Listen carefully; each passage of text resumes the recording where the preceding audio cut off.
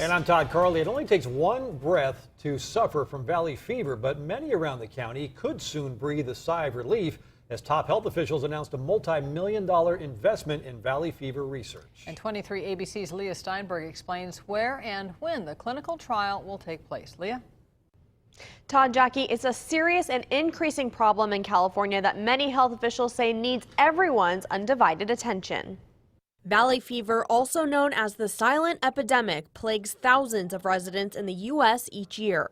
Today, members of Congress and top health officials kicked off day 2 of Kevin McCarthy's Valley Fever Symposium at CSUB and announced plans for a clinical trial in Bakersfield. The goal is to get answers to some very important questions about valley fever, particularly about how important is it to make the diagnosis as early as possible, and how well does the treatment work in actually preventing more serious complications. The National Institutes of Health will be leading the trial that will cost millions of dollars. Dr. Tom Frieden, the director for the Centers for Disease Control and Prevention, says they plan to help study how the trial will be executed and the ultimate plan of action. It takes about a year to set up a clinical trial, and then it can take a few years to accrue the patients, because the goal is, at this point, to have 1,000 patients with lung infection or community-acquired pneumonia in the trial. Something Paula Einstein knows all too well when she was diagnosed with valley fever in 5th grade.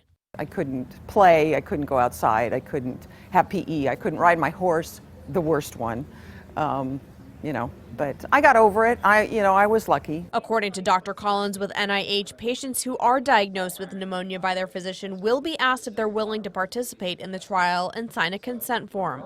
However, because this disease is not widely known across the country, one of the biggest challenges is federal funding. It's considered an orphan disease, a rare disease, meaning that it only happens in certain parts of the country. So you don't have a large enough population that everybody's going to see it as a cause throughout the nation.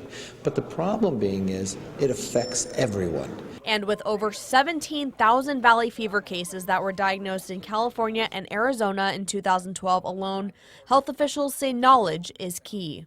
Ultimately, we're going to answer a lot of questions, and we're going to raise the community's, I think, familiarity with this disease in a way that could be quite helpful. And the other main goal is to also continue working on developing a vaccine. Todd?